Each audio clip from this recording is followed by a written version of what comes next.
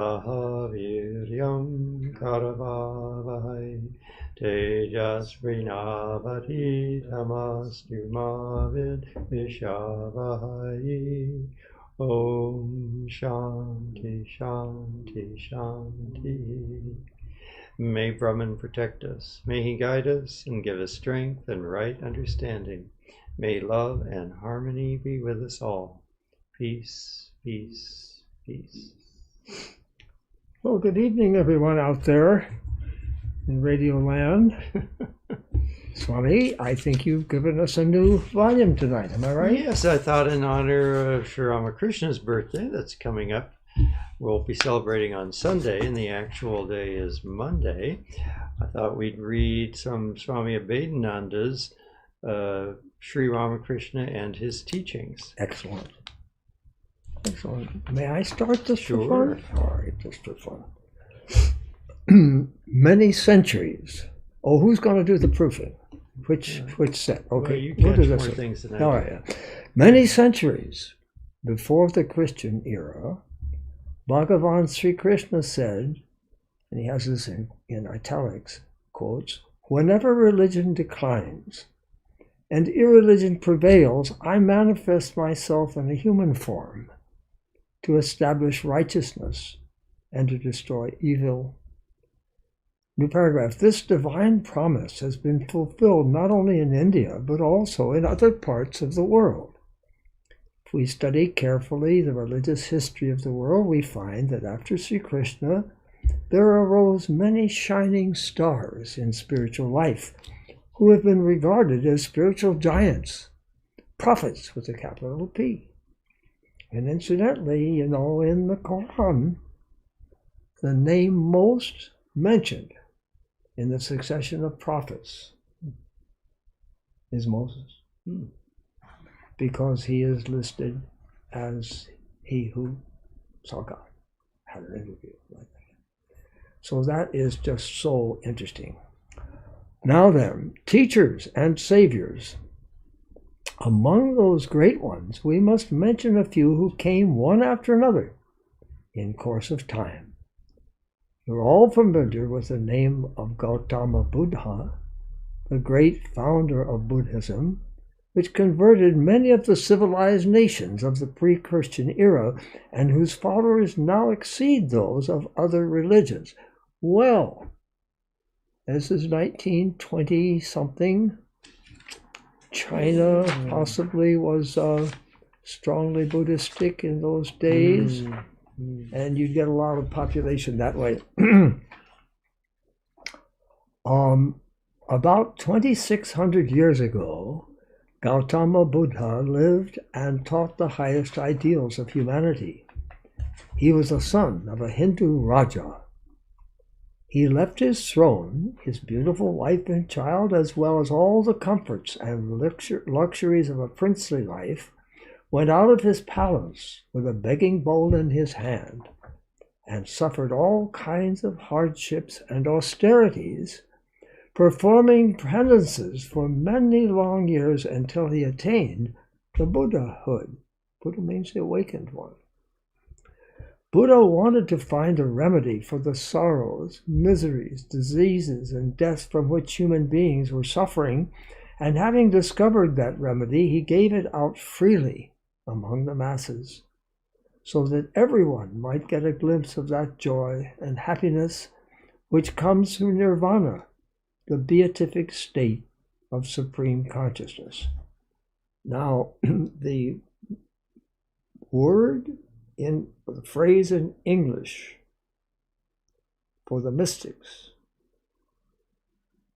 are those that are seeking union with God.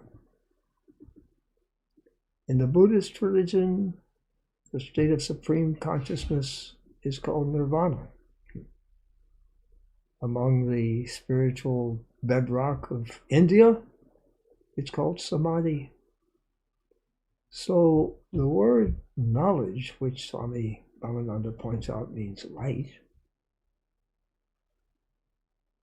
the word for knowledge with a K that we don't pronounce, a silent K, in the Sanskrit language is something like jnana, jnana, jnana. We say jnana. But they don't have any hard G or really much of a J sound. It's a silent J. And in Greek, these are cognate words, my friend, or at least they're the same thing, not necessarily cognate. The word is gnosis. Now, I don't know what the pronunciation in Greek, for all I know it's gnosis, but it sure isn't in English. That G's dropped out, the K's dropped out at the end, and the J's dropped out. And you see, by the time that Buddhism spread out of India, really, to Tibet, and went to China, the super illumination of the Lord Buddha in China, these people were called Chen. And by the time it got to Japan, it was called Zen.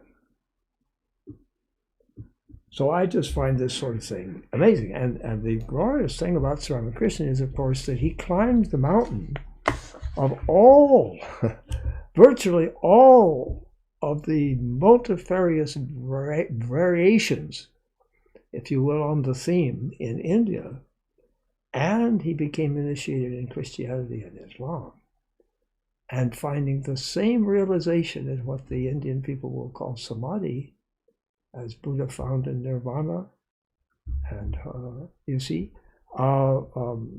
he said that the goal is the same, that every river of faith is a separate path, and that they all lead to the unity with God. I'm going to give you your best shot here. Yeah, so this is a part of a series of lectures, so I don't have an exact date. It just says the series was given between 1907 and 1911. Oh my, so all that's in the United States still. Yeah, so this was probably put together as the book Great Saviors of the World, but I'm not positive, but I think so. And is that the title of the volume 5? No, but it's, let's see, volume 5, I think, includes that book. There is a book. Yeah, The Great Saviors of the World. Yeah, so this has that been published separately, are we saying? Yeah. Yes, all right. So this is the final chapter in that book. All right, good.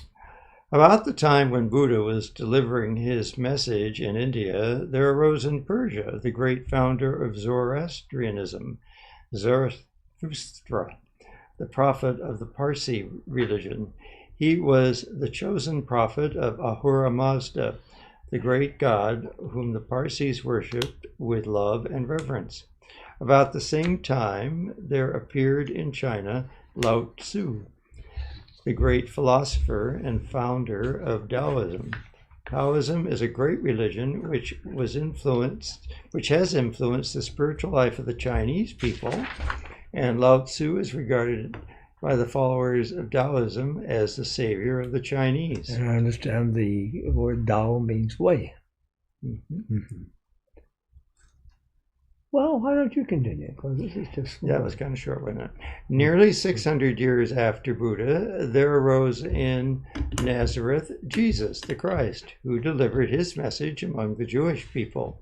His religion has since converted thousands and thousands of the followers of other religions in Europe and in western parts of Asia. Jesus of Nazareth is regarded in Christendom as the savior of mankind. About 600 years after Jesus the Christ, there came Muhammad, the prophet of Arabia. Peace be upon him. He was the founder of Islam. Muhammad is regarded by his followers not as an incarnation of divinity like Christ, but as a prophet. With a capital P. A messenger, the last of all the prophets, who came to deliver the divine message. Then again, a little later, we find in India, there appeared Shankaracharya, the great philosopher and founder of Advaita philosophy, the non-dualistic or monistic system of Vedanta.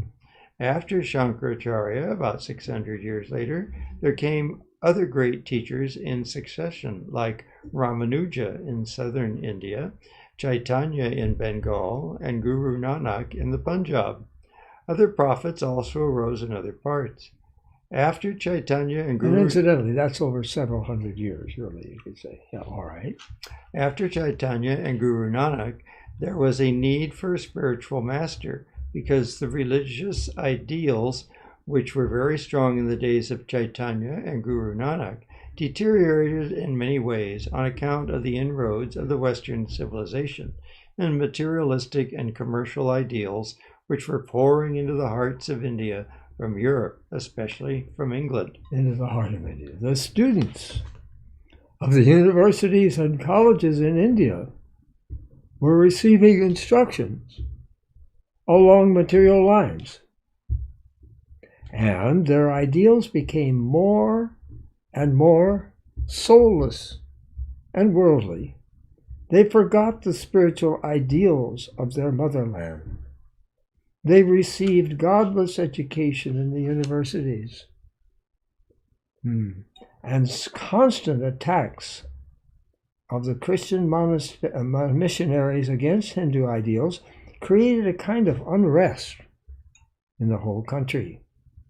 People were flocking into the churches, forsaking their own religion and receiving instructions in Christian ideals of thought. At that time, there was a great need for a spiritual harmony among all religions.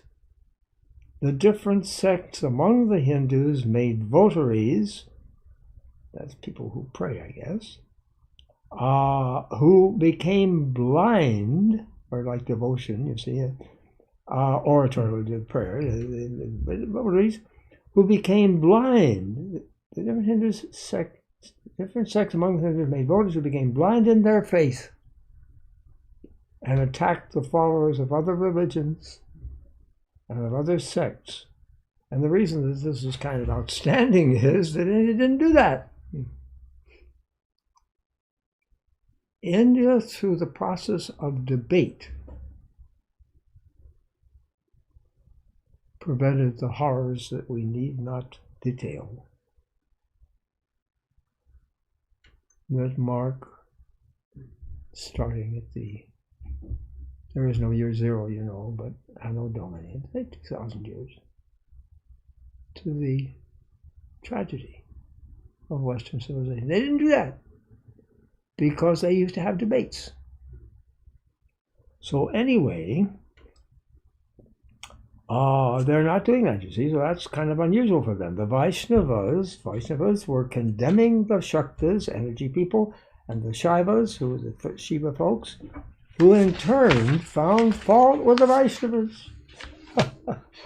The Vaishnavas were denouncing the Buddhists. Oh my goodness, in India, what's happening? Coming apart at the seams.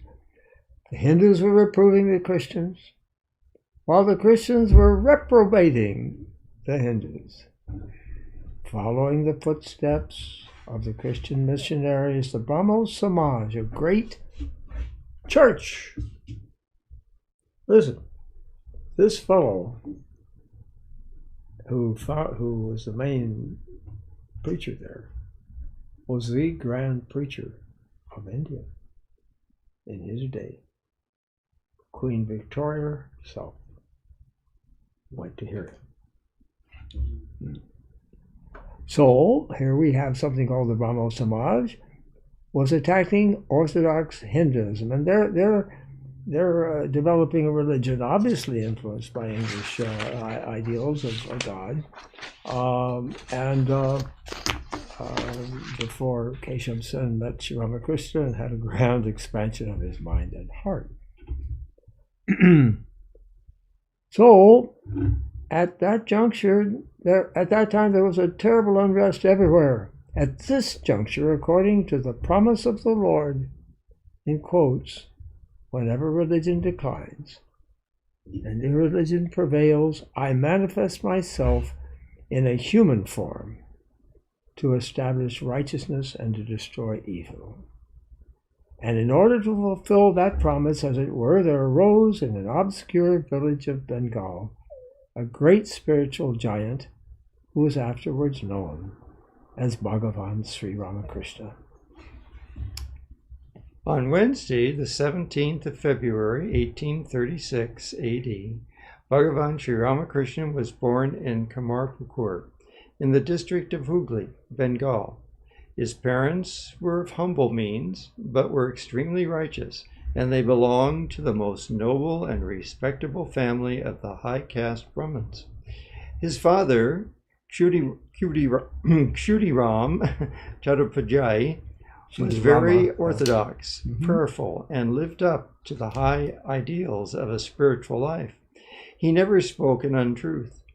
Kshudirama was honored and revered as a Vaksita Purusha, that is, whatever he uttered invariably came to be true. He never accepted any offerings from unrighteous hands or from the low Shudras. Sri Ramakrishna's mother was equally pious and full of devotion. She was like the embodiment of simplicity and kindness. Her mind was free from earthly desires, pride, and egotism. Born of such pious parents in an obscure quarter of the world, Katadara, which was the former name of Sri Ramakrishna, spent his boyhood in the place of his birth. Many narratives of his life have been handed down to us, which prove that Gadadhara possessed supernatural powers even from his childhood. He had keen intellect and wonderful memory. Now, I'd like to introduce a little thought here, just for fun. We're trying to stay as harmonic as possible. So I have come to love the phrase, English has some virtues, you know, superluminary. Something that discerning people, I submit, particularly mystics. For example, let's say mystics in Israel would be able to ascertain in all of these different people someone without worrying about the bookkeeping and how you're going to inscribe this person in the book of life, saw them and can see them as superluminaries. So in that sense, don't you see, we have a superluminary arriving on the scene. And please continue, Swami, this is so interesting. When Gadadhara was 5 years old, his parents sent him to the old-fashioned village primary school. There he learned how to read and write, but he showed great aversion to arithmetic, which he was told to subtract one number from another. When he was told to subtract one number from another, he learned addition, yoga, very cheerfully, but he disliked subtraction, viyoga. Moreover, he did not care so much for studying books. He would rather make a resort in a solitary mango grove situated in the outskirts of the village, where he would lead his playmates and would spend the whole day in playing the pastoral sports of Sri Krishna with merry songs and boyish mirth. Excuse me, but that is just such a beautiful line. I have felt so often that this Swami Abhedananada, who we would like to recall Swami Vivekananda imported from India, he asked a disciple, direct disciple of Sri Ramakrishna, to come to America and virtually stay here for some 25 years. Now, none of the others did quite like that. Well, Sri Ananda came close. Well, yeah, you could say a couple of others, but nevertheless, this is really astonishing. So, as Abhedananda writes, the extension, if you will, of Vivekananda's epigrammatic statements, they can be a word or two or a phrase. Jiva is Shiva. The Spirit of God lives in every human being. And when he does it, I have said more than once, I like to think if you turned off the lights, that line, that magnificently written line, would glow in the dark. So, Swami, it sounded so beautiful when you said it before. Would you like to say it would spend the whole day? Let's see. Top of the page, 178.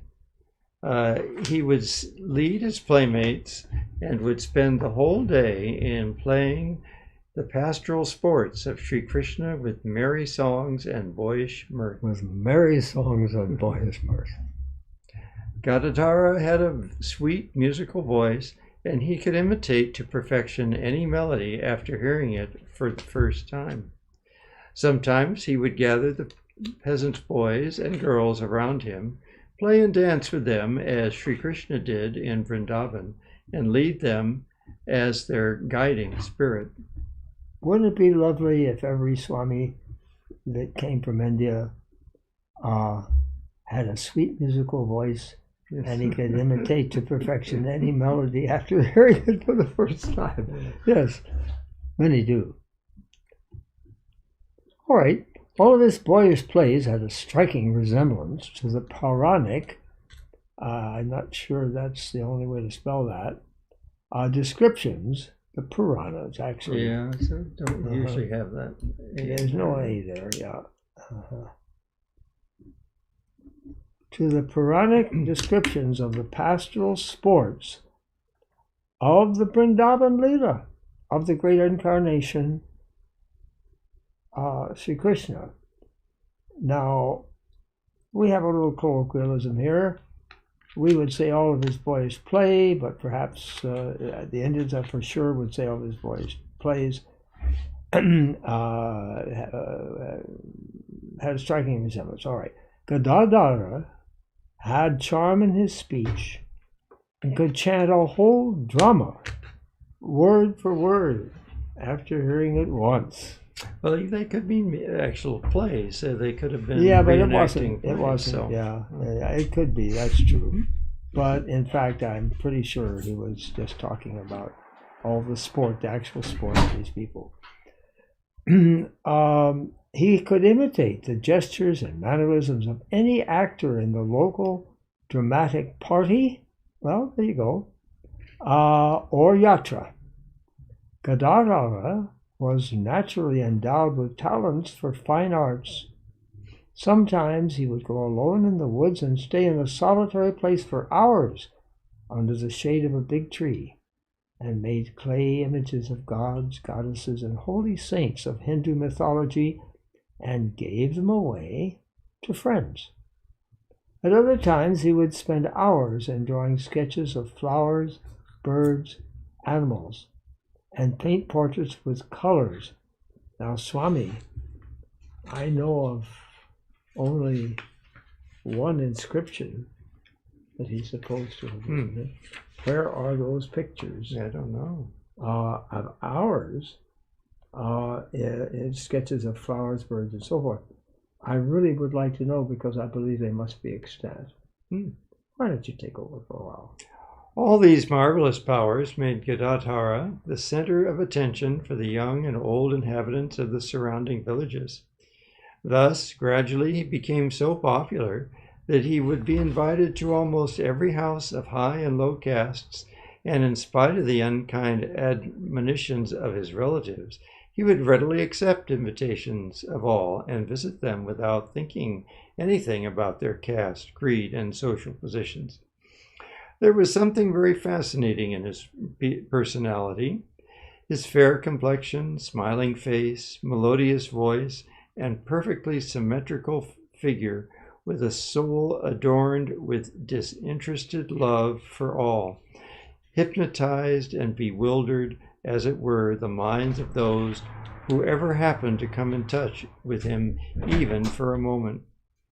When he was about 6 years old, Gadadhara went one day into the ecstatic state of superconscious communion with Satchitananda, the infinite source of pure existence, intelligence, and bliss.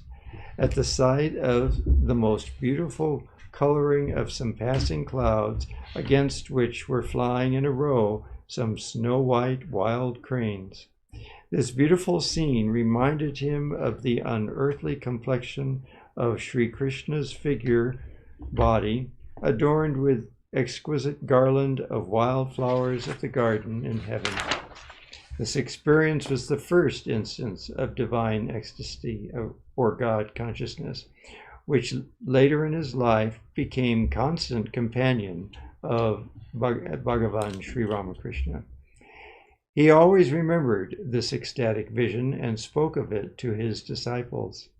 This superconscious realization, or the divine communion of the soul with God, which the yogis struggle hard for ages to attain to, was like a gift of nature with Sri Ramakrishna.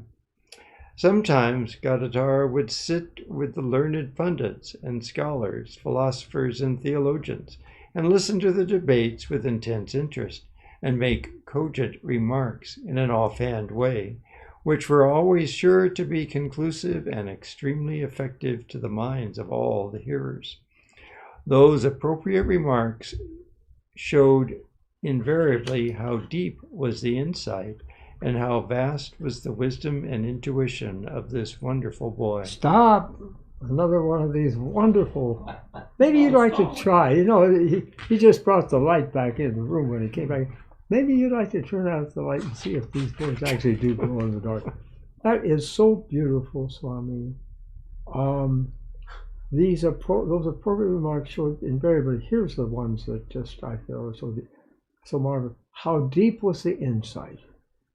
How deep was the insight? And how vast was the wisdom and intuition of this wonderful boy. Okay, Swami. In this way, Gadadhara spent his boyhood by winning the hearts of all. When he was 7 years old, his aged father passed away. This event made him pensive and impressed upon his mind the transitoriness of all earthly objects. Phenomena, nice big Greek mouthful word, refers to all of the things we see, think we see, whatever, in the outside world, the shapes, the forms, the passing clouds. That's what the phenomenal world is. So now he's seeing them as clouds, the transitoriness of all earthly objects. He now began, you see, he's related to Shiva. There's a part of the mythology, if you will, put it that way, in India, is that Ramakrishna is an incarnation not of Vishnu the way that Krishna and Rama were, but of Shiva. So when he now began to frequent the cremation grounds near the mango grove and sit there for hours absorbed in meditation. When the itinerant sadhus would come to the village on their way to Jagannath, he would freely mix with them and dressed like the sannyasins who had renounced the world. He learned a lot, I think, of his vast understanding of scriptures from such sadhus as these. Now it says, even at this tender age, Gadadhara's mind was longing to become free from the fetters of Maya or worldly attachment, and he frequently went into trance-like conditions of ecstasy, when his body would become stiff and motionless. But his relatives thought that the young boy was under the influence of some evil spirits. Although Gadadhara was born and reared in a strictly orthodox family, his mind was free from all prejudices, and he had no hatred, my goodness, what a strong word, against any of the low castes. On the contrary, he thought that all men and women were the children of the Almighty Lord, and consequently were like his own brothers and sisters. Therefore, at the age of 9, when he was invested with the sacred thread, which is something that Brahmins get, and wear always,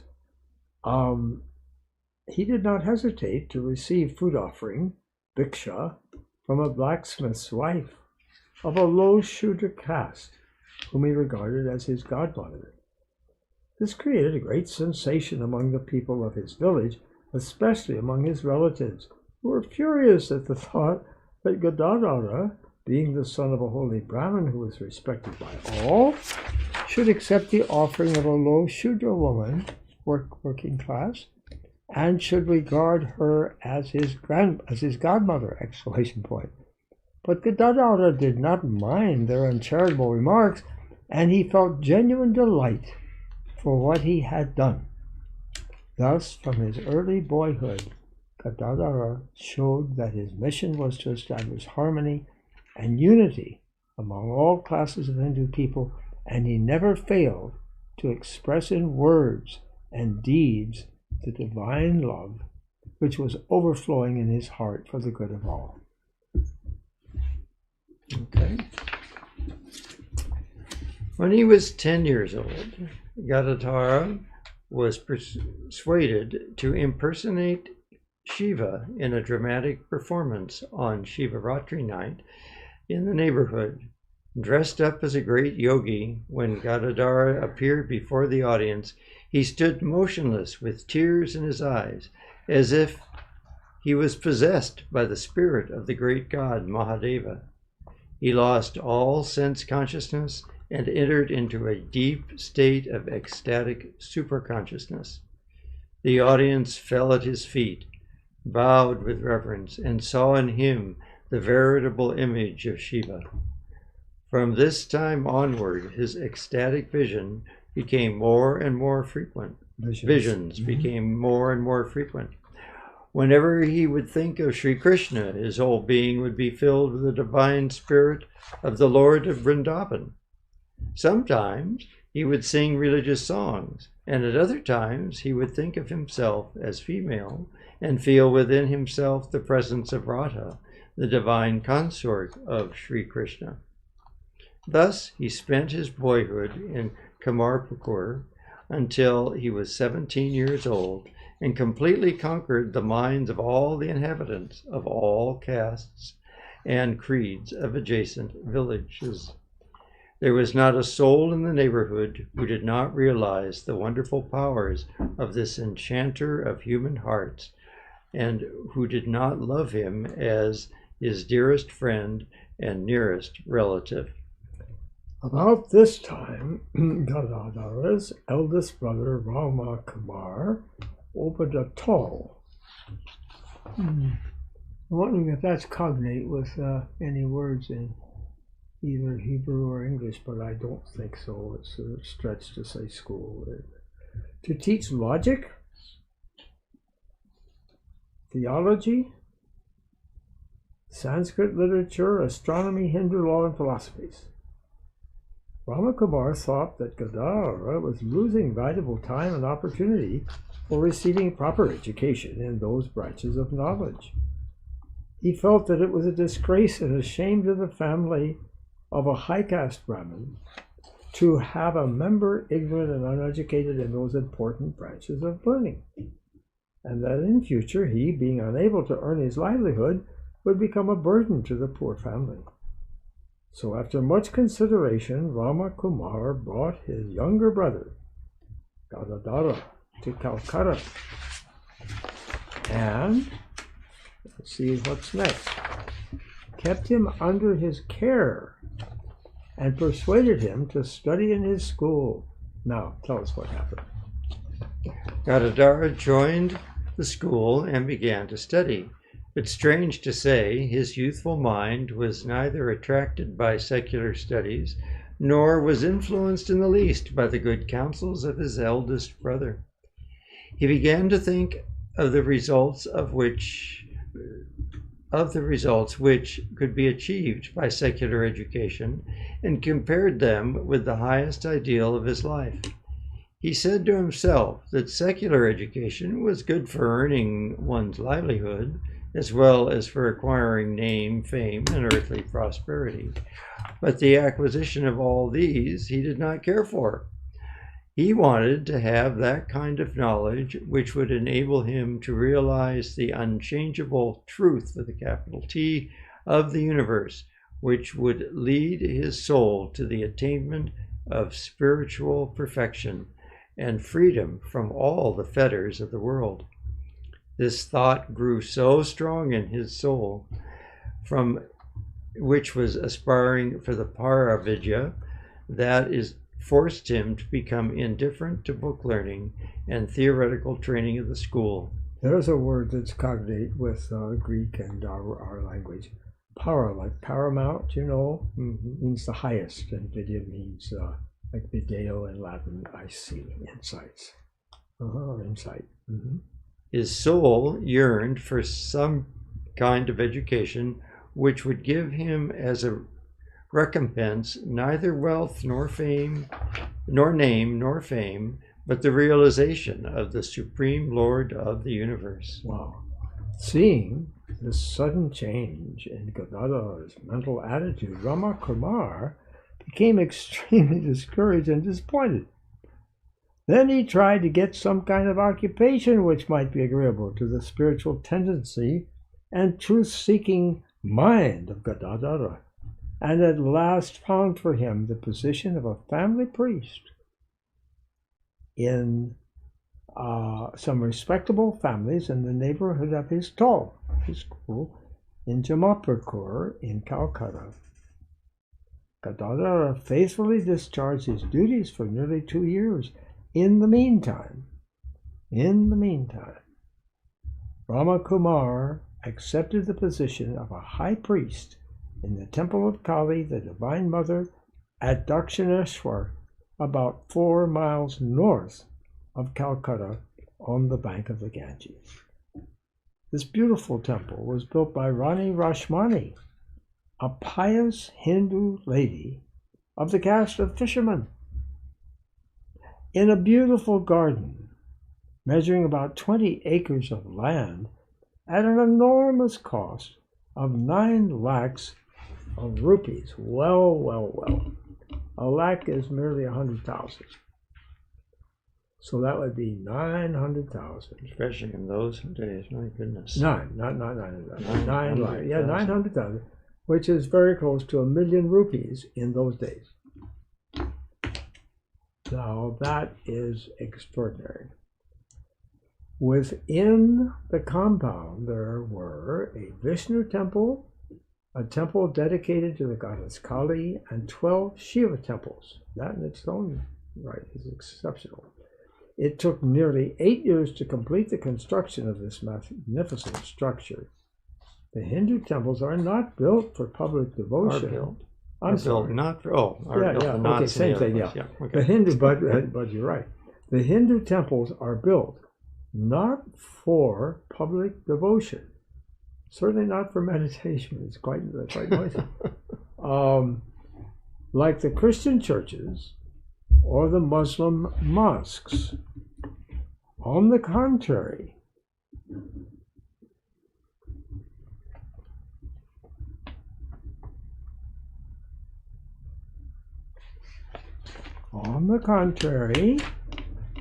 they are erected mostly by wealthy persons as a meritorious religious act.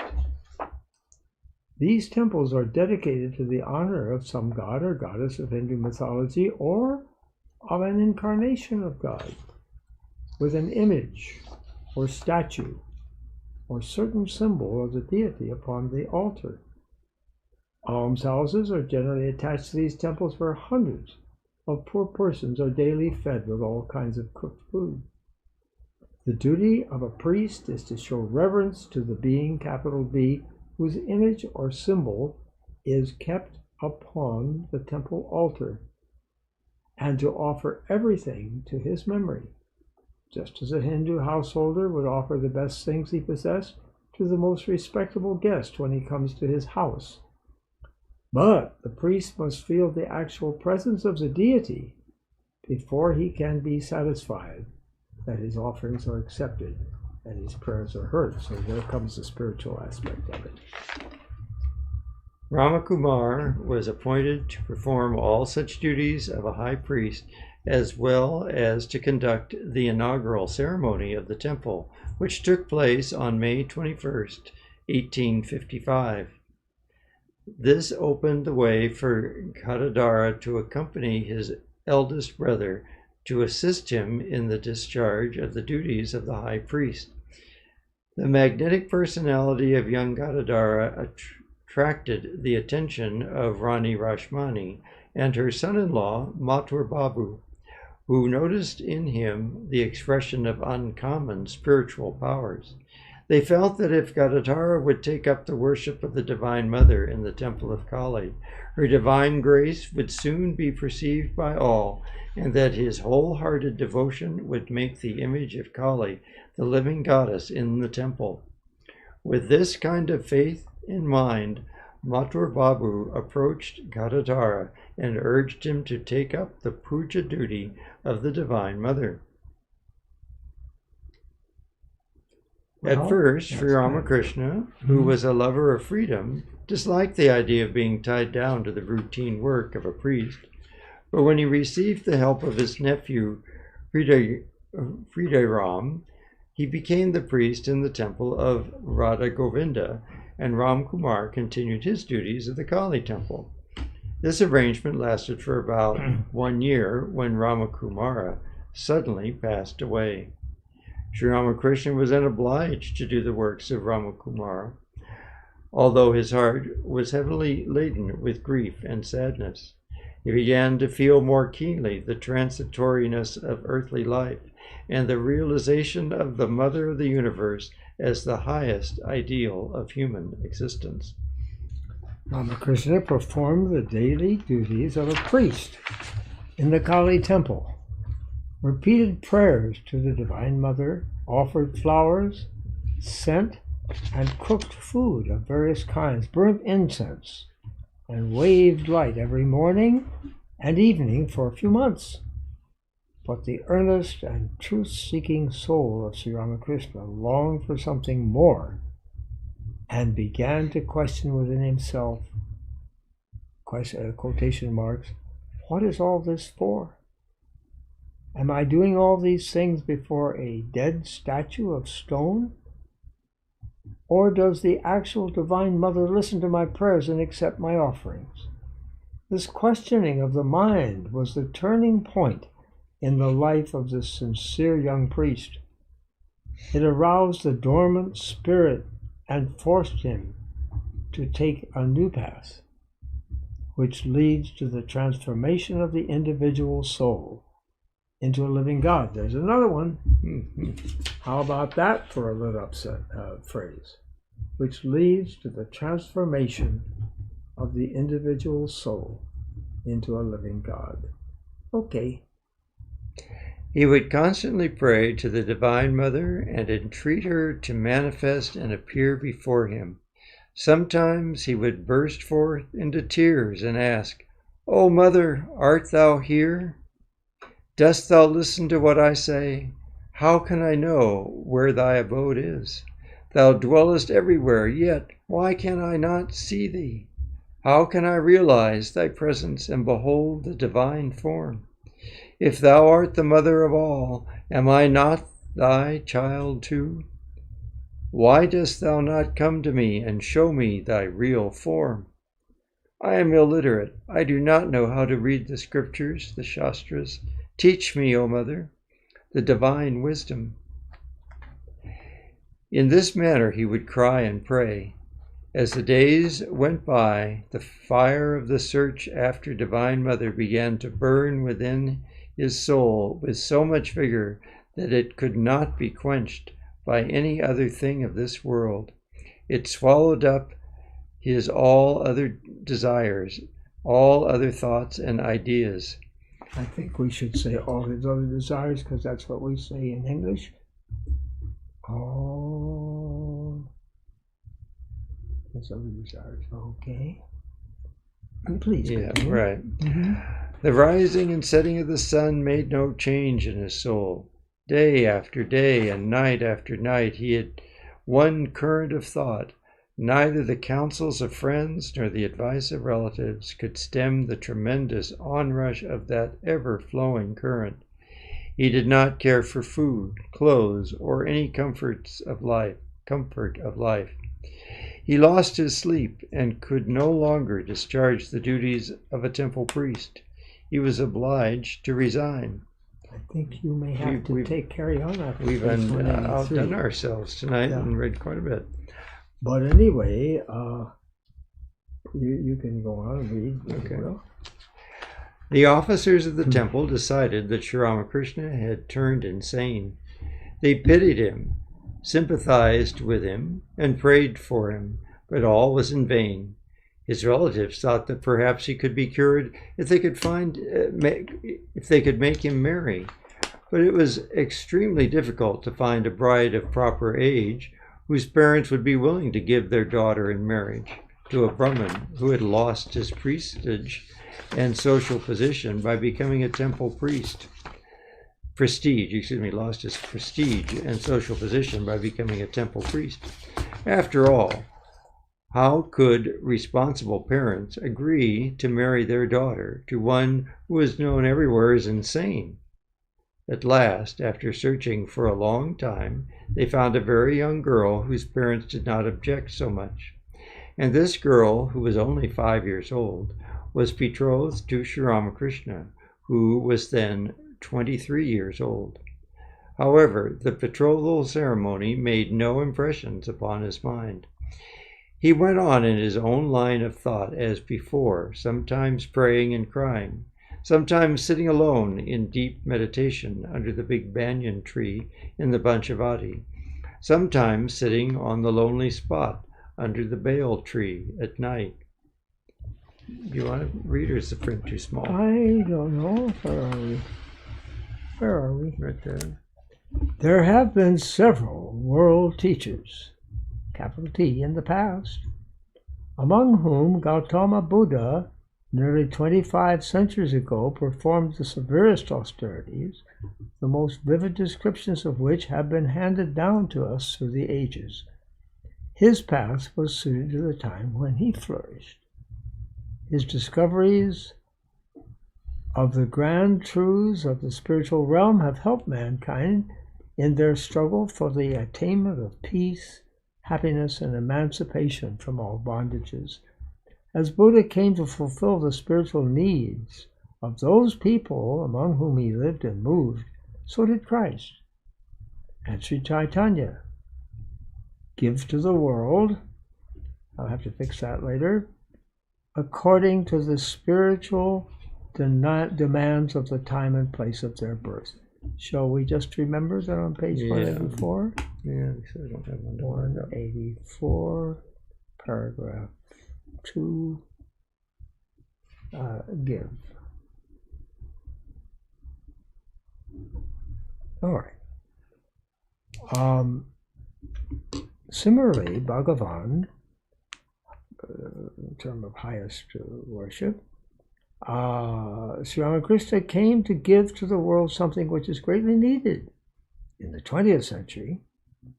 The great renunciation of Gautama Buddha was certainly unparalleled, but there's another phase of renunciation which was never performed by any avatara or great teacher of the world, and I'm calling them superluminaries.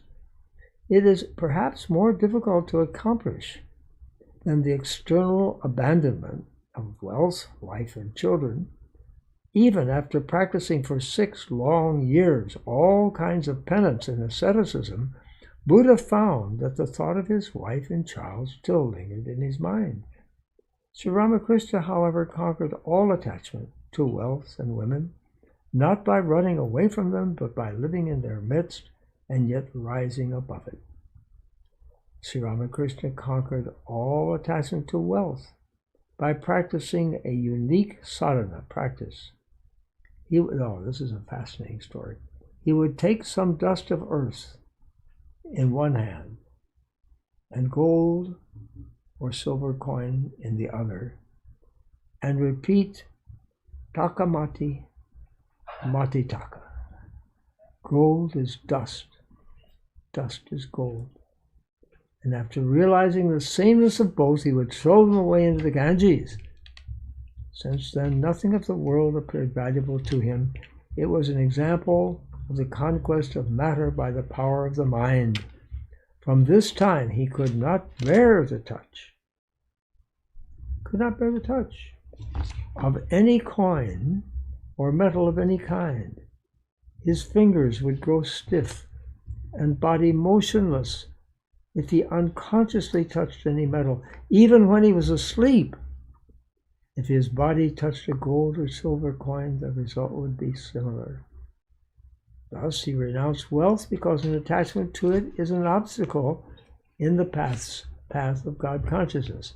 I love the way he runs that into one word, like German or computerese. In this age of materialism, people's mind is so strongly attached to wealth that they have become money-making machines. And the general belief is that the acquisition of wealth is the highest ideal of earthly life. Most of the people nowadays do not hesitate to commit any wrong for the sake of gaining wealth. Therefore, through this unique sadhana, Sri Ramakrishna has become the perfect ideal of non-attachment to wealth.